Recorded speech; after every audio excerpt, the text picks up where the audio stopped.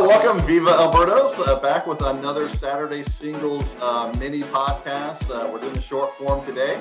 One topic, one guest, and we are here with Kyle Reis from Birds on the Black. You guys know Kyle at KyleR416 over on Twitter, and you can find him over on Birds on the Black as well, working on the Dirty 35, which I think an update for that's coming soon. Kyle, how's things going today? It's going really well. Yeah, the Dirty 35 will be the Dirty 45 this time around. Yeah. And it's very much still a work in progress. Now, what is that? Because Viva Birdos fan, not all of them are on Twitter, so not all of them know, but what is the Dirty 35? That's my top. Well, it used to be 35. Actually, it used to be 30. Yeah. My top 30 prospects in the organization, which then became the Dirty 35, which was the top 35. And then coming out of COVID last year, things were still in flux, and I thought, there's probably 40 guys I wanted to talk about. Of course, we ended up talking about 99 different players. And this version started off as going back to the Dirty 35.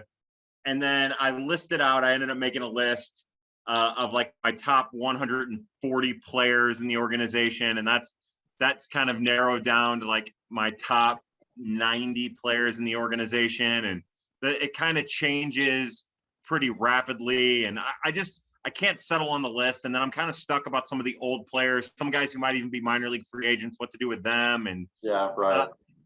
Especially at AA, there's a couple guys down there that I'm a little flummoxed about, but I feel like need attention.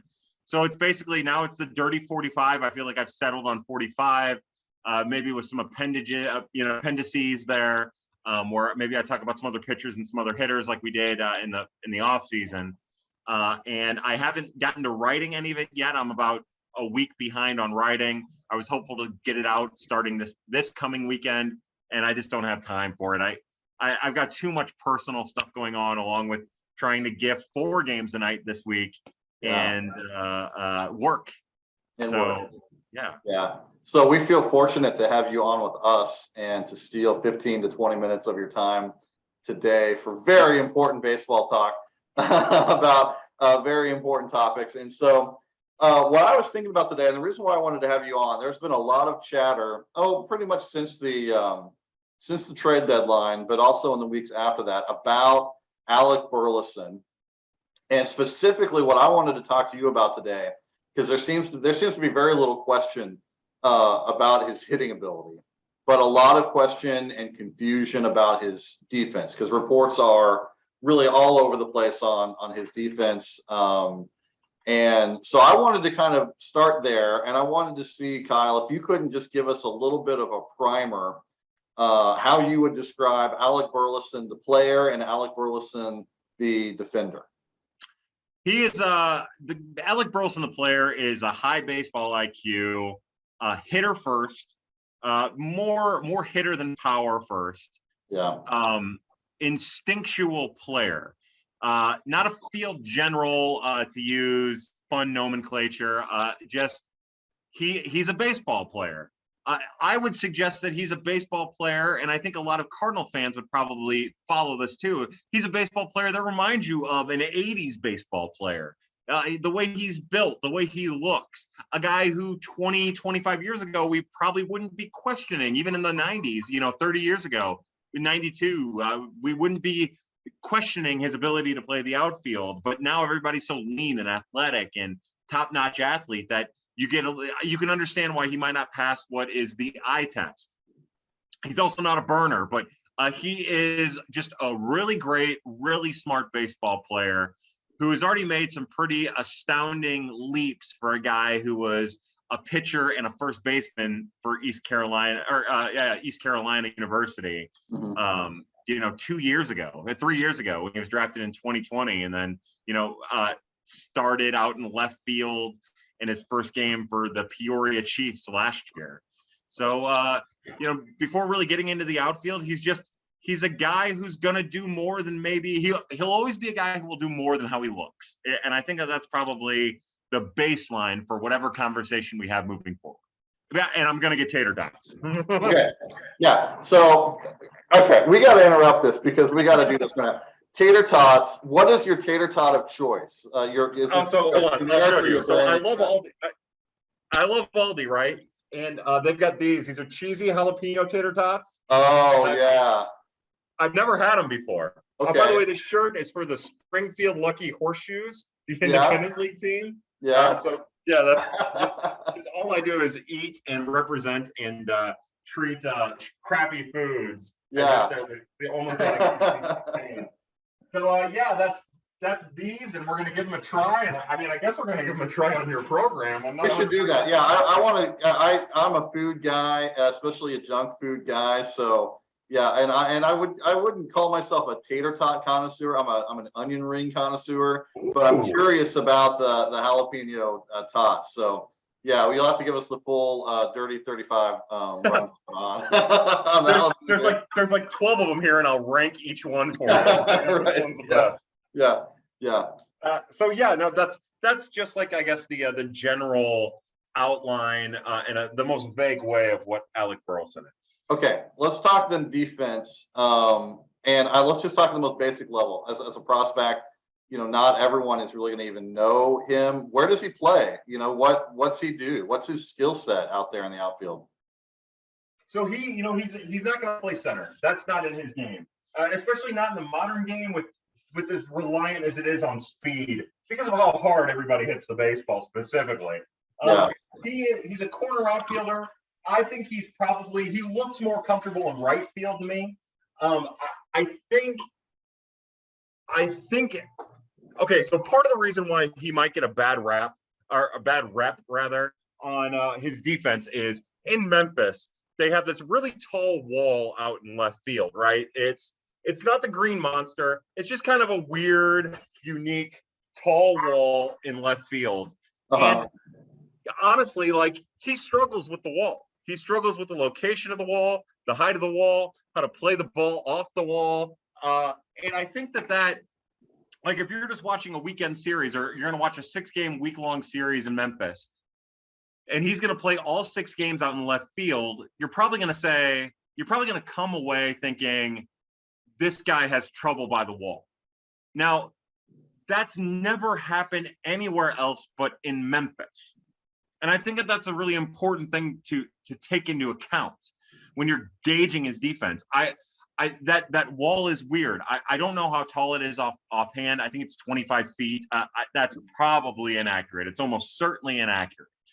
But he struggles out there in left. Now, last year, when he would play left field, regardless of where he was at, I would even call him minor league above average, which would probably make him a major league average left fielder.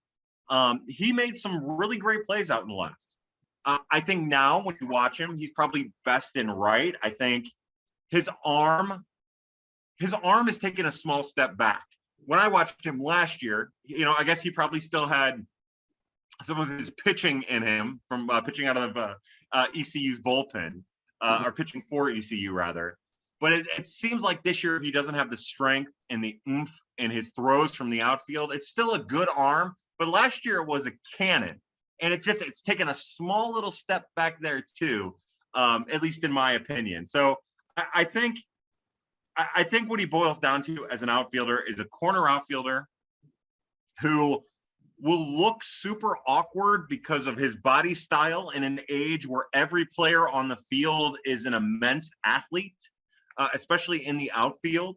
I don't think he's going to have moments like Marcell Ozuna had, but I do think there's Marcell looked awkward when he ran. He did. They don't run the same way. Marcell had little choppy steps, and Marcell doesn't have the baseball IQ nearly that Alec has. But I think that should be some idea of the type of athleticism you're going to see out there, except for without the mistakes, because he has the mind to make up for those mistakes. And then, like I said, just because of the way he looks, I think that kind of goes into how people perceive his defense. Yeah. I hate to do this to you because I know how much you hate comps. Yeah. But I think maybe part of what might be at the heart of this conversation, and it's interesting that you went back to the 80s and 90s because the Cardinals probably haven't had a whole. Okay, wait, you just took a bite. What's the? We got to get the full report here. We'll come back there. Jalapeno tater tots They're good. Yeah. Yeah, they're not really spicy. I did dip them in ranch though, so who knows if they're spicy or not. Yeah. They got a little kick. I mean, there's a good amount of cheese, and here I'll get you right in there. You want to? There we go. Right there. Yeah. Just for you, Viva Birdos. But no, they're really good. They're solid. There's not a lot of them. There's 2, 4, 6, 8, 10, 12 of them, but they're really good. You should check them out. Okay, I'll do that. Yeah, there you go. There's your recommendation that they are worth it. The jalapeno tater tots. Pick one thing before we get away. Yeah. The recommended cooking time. It says 425 for 12 minutes, rotating midway through. I did 10 minutes, then rotated and did them for another 10 minutes. And they're golden brown here. I'll show you. This is kind of like how they got cooked right there. That's kind of how they got cooked a little bit. Yeah. So you got kind of this thing. I might have overdone it on the one side a little bit. But yeah, so if you're going to do them, maybe 8 minutes on each side instead of like 6 minutes on each side. There you go for the crispy tot. You're welcome. Yeah. I'm so sorry. It seems like when we talk about outfielders with questionable body types, the Cardinals lately have tried guys like Matt Adams in the outfield a little bit. I wouldn't say that Juan Yepez qualifies, but he was a third baseman as well coming up. So, just a little bit of inexperience out there as well. We're not talking about Burleson being in that category as far as defensive ability, right? No, Juan Yepez. I tried to tell people Juan Yepez was going to be Jose Martinez. And the reason I did that is because I love that kid and I love that family. And I was trying to tell people what it was going to be like without being critical, but being extremely critical. Yeah. Because we all know what that is. Yeah. That is not Alec Burleson. Burleson was a first baseman more than anything. He played the outfield, but he was a first baseman more than anything and a pitcher. But, he's whatever the next step up is. Like Lane Thomas had a chance to be a really good defensive center fielder, a defensive outfielder, and his brain just wouldn't allow it to happen. And then he got sick with COVID, and then he was a weird out there. I wouldn't say he's full of those type of mistakes. Maybe for more recent knowledge, I don't think he's going to make some of the mistakes we've seen Corey Dickerson make. He might not get to the balls like all the balls that Corey can. He doesn't, but he's not going to make those kind of mistakes either. He doesn't make mistakes. Yeah. Maybe the best way of comparing it is that he's like Juan Yepez without the mistakes. Yeah. Yeah. I'm trying to think of guys that have come through. There's not a lot of Cardinals. Cardinals have always liked their outfielders to be athletic. But Nick Swisher comes to mind. Guys like that. Not a Pete Incaviglia, but or a Bob Hamlin. Some really old references for some of you will get those references. But a guy that can actually play out there is kind of what we're looking at. By the way, speaking of your Jose Martinez, because I caught that something a long time ago. What I've always referenced, something you said, because I understood what you were doing, and I tried to be fair to Yepez as well in the outfield, is that you said that he was like Jose Martinez in the outfield, but young with the potential to learn how to play there. And I thought that was an important caveat because you're talking about a guy that doesn't have that much experience out there. And so, at this point, might need some work, but unlike Jose Martinez, had a place to go. Yeah. So and good knees, which Jose never had. And I wish I would have prefaced that.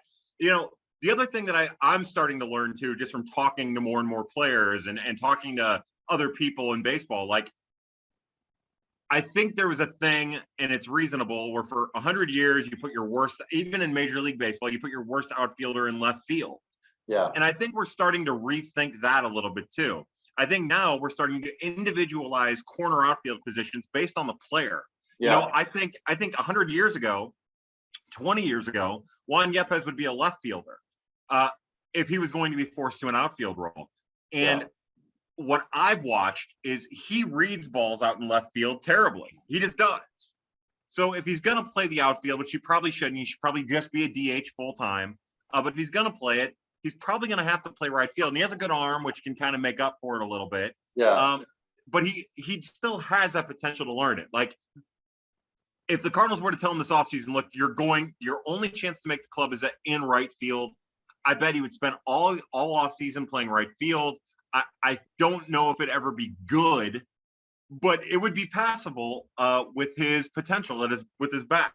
Yeah. And I think that the same thing can be said about Burleson, but with the caveat that there aren't the mistakes with Burleson right now. Yeah. Yeah.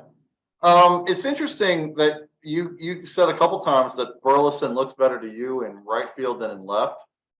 And looking through his playing time, he seems to be playing left field almost exclusively for Memphis. Do you think there's a reason for that, or is it just about the roster? No, I think it's more about like what's around him than anything. I think it makes a lot of sense for him to play left, and I think that if you're trying to get him used to a tough wall out in left, I think it goes well.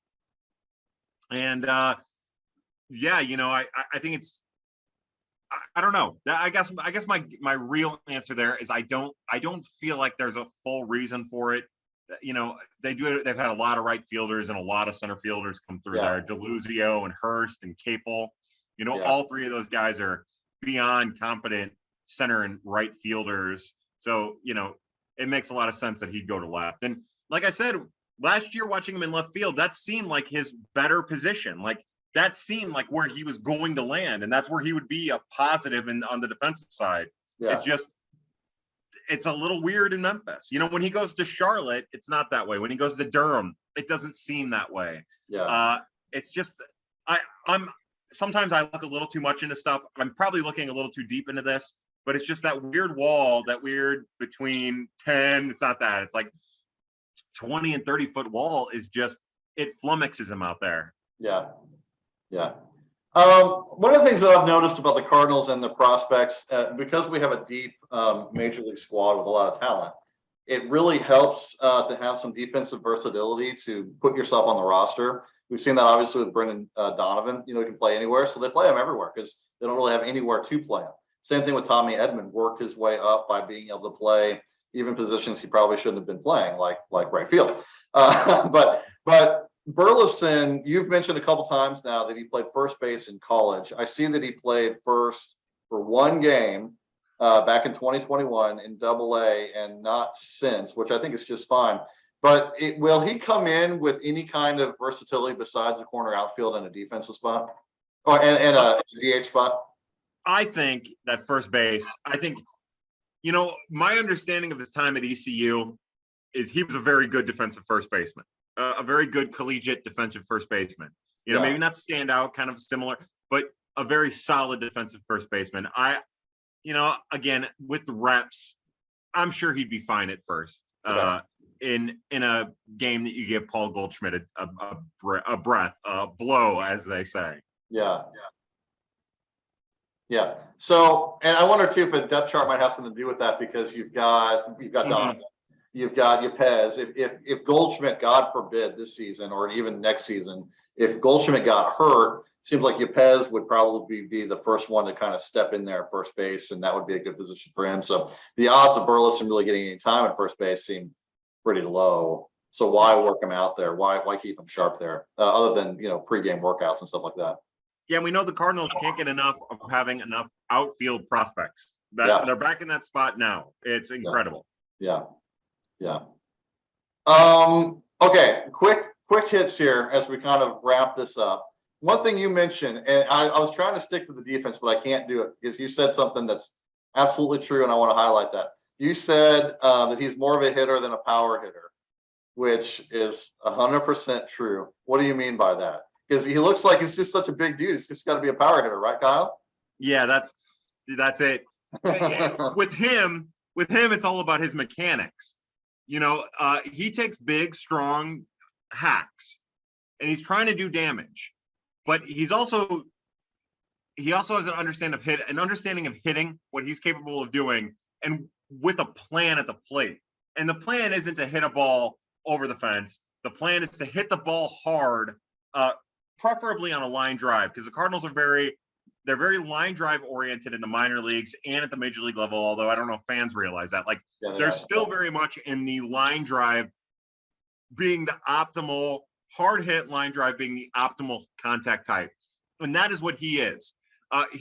He's at the point now, he made such great progress this offseason and this season against lefties, where he understands now when he's going up against a tough lefty that unless he gets the exact pitch that he's looking for, and he understands like hitting principle, like hitting theory. So he understands maybe a little bit better than a lot of other prospects about how he's going to be attacked within an at-bat. So unless he's absolutely getting that pitch that he can do damage, specifically early in counts, the over-the-fence damage against lefties, unless he's getting that pitch, what he's doing is he's looking for a pitch that he can do other things with. A lot of times now it's find the left center field gap as a left-handed swinger. Yeah. It's phenomenal to watch him do it. He's also the kind of guy who he'll have five pitches and a 1-2 count. He'll foul off 4 and he won't get up. Like he's an aggressive swinger. He won't get more balls. He'll just get the strike that he can do stuff with. He's driven by contact and hard contact, not about over the fence contact, and about hitting it where the hitter or the pitcher and the pitcher isn't, the fielders aren't. Yeah. One of the reasons I like Brendan Donovan so much, maybe a little bit more than a lot of people, is they'd shift on Brendan Donovan and he'd beat the shift. Yeah. They throw the outside pitch and he'd go to the opposite field with it. He had a high BABIP, but he would also get robbed more than any other player in baseball by the in minors, in the Cardinals organization in the minors, by fielders making incredible plays. And he still had a high BABIP. So I felt confident that he would be the type of player that would have continued success with his ability to hit the ball all over the place with the type of contact he was making, especially against tough lefties. And that's kind of what Alec Burleson is. It's just bigger with more power, just innately in his swing. So we're kind of like going all the way back to like Alan Craig in one sense, like that, because Alan Craig was a high BABIP, low walk, contact hitter who had power. Yeah, quite a bit of power, but you know what I mean. Kind of reminds me of that. That David Freese was almost exclusively the opposite direction with line drives. It's just interesting that they're maybe circling back around on that, targeting that again after about a decade of getting away from it. Even then, like we've kind of had the same conversation about Juan Yepes and Alan Craig too. Right. Yeah. That kind of proves your point that maybe this is something that they're interested in. Brendan Donovan, you might be able to argue, is just a smaller, less powerful version of what they saw out of Alan Craig all those years too. Years ago too. It's a different hitting profile, a different skill set or whatever, but it's kind of the same, the way that they make contact or the way the contact is distributed specifically in those early years of Alan Craig.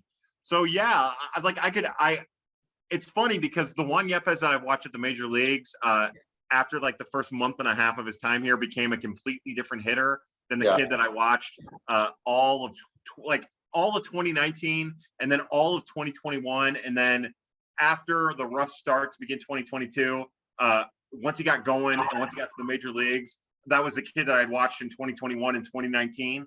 And then to see him kind of revert back to maybe some tendencies that seem very much unlike him, maybe with some influence that is hard to ignore. I'm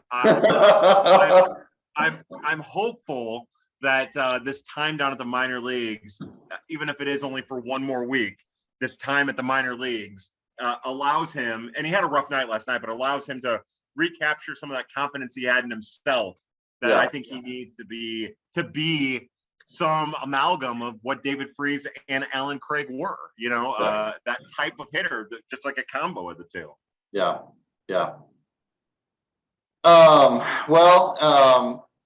Last question, and we'll end with this one. Will we see Alec Burleson this year? And is that a mistake or a good thing? I'll say no. I'll say, and I don't think it's a mistake or a good thing.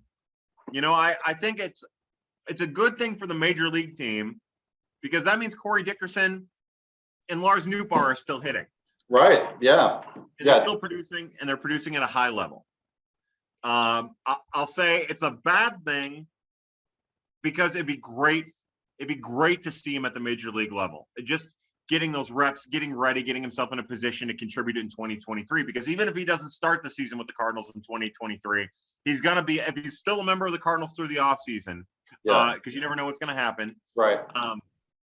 It'd be nice to have him get a little taste so that he's a little bit he's got his toes wet. You know, that conversation there. We talked about that before we went live, that it's almost like he can find out what he needs to work on, you know, that this is what a major league changeup looks like. We use that example with Carlson. Oh shoot, I've never seen that before. You know, so exactly. Yeah. Exactly. So yeah, but I think when it's all said and done, I don't think it's good. I don't think it's bad. I think it goes back to maybe some of the rushing talk we've had. Now he's, again, just like with Gorman, and again, before we talked. Before we're talking now, we talked. But just like with Gorman, Burleson put himself in a position where he earned a promotion. He just never got it. Gorman got it because of situation. Burleson didn't get it because of situation. Like when they could have gone to him, when they might have gone to him, all of a sudden Corey Dickerson became the best hitter on earth, and Lars Nootbaar became the third best hitter on earth behind Albert Pujols and Corey Dickerson. You know, and then just right in front of Paul Goldschmidt and Nolan Arenado. It's the craziest thing, you know. So I don't think it hurts him. I don't think it's good for the team. I don't think it's bad for the team. I think it's neutral. I think timing was weird. And I think it's worth mentioning that if the Cardinals were to go to an outfielder that isn't on the 40-man, I would suspect that they'd go to Moises Gomez. I would think that Gomez would be the guy, because they're going to need to add him to the 40-man this offseason to keep him, and that'll happen. That's going to happen. So if they went in that direction, if they decided to keep Yepez down, I would suspect that Gomez would be the one that they would add, and especially from the right-handed, left-handed balance standpoint on a bench, I might even prefer that. But I can't wait to see Alec Burleson make his debut whenever it happens. Whenever it happens, yeah. So I said that was my last question, but then now I've got another one. We've got a couple days before rosters expand. They have to add 2 players, and I'm pretty sure it has to be a pitcher and a hitter. So are you going to predict now that they're going to add Moises Gomez to the roster? It'll be. The timing's going to be weird, right? Yeah. They'll be able to add, starting tomorrow, they can add Jack Flaherty back to the 40-man. That's when his 60-day, I think it's tomorrow, the 26th. I believe that's when Jack Flaherty becomes available. So I would suspect Mr. Flaherty will make his start tomorrow, in the minors. And then I would suspect on September 1st, unless they, use a reliever real quick for a day, maybe. Yeah, which they can do. Yeah. Exactly. Yeah. Maybe. I don't know, whatever they end up doing. And then September 1st, it'll be Flaherty, or September 2nd, it'll be Flaherty, because I think that's when his next start is supposed to be. And then I would suspect that your hitter's Juan Yepez. Okay. Yeah. That's the path of least resistance. It makes a lot of sense too. And that's usually what the Cardinals do. And then, they'll have to figure out the Gomez thing. I was kind of wondering, and we don't have time for this, but kind of wondering if Gomez wouldn't get Nick Plummered this year, but I doubt that happens.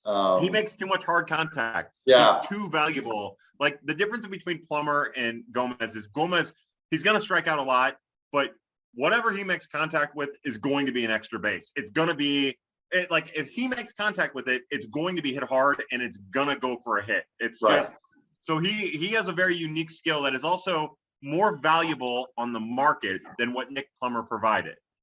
Even though Nick Plummer was getting on base like 42% of the time or whatever it was, Yeah. Well, all that, I've got a million questions that just rattle through my mind, but all that's off season, because they're going to have a serious depth chart.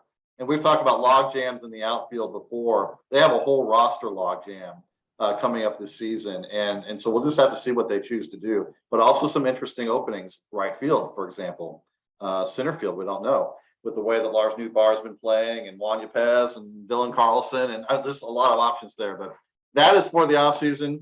But for now, Kyle, thanks, man.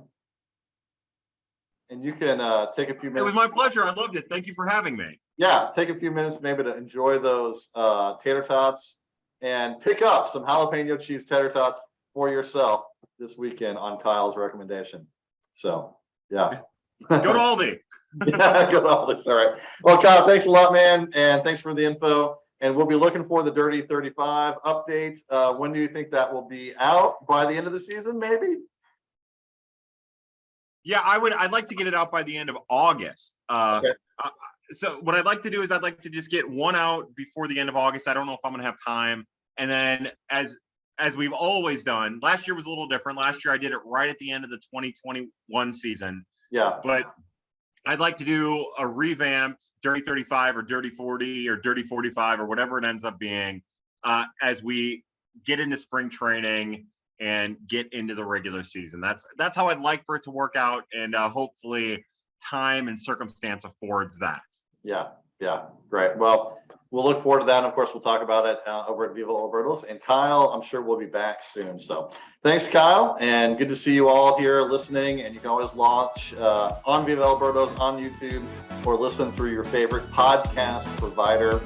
And everyone, have a very happy Saturday with Viva Birdos.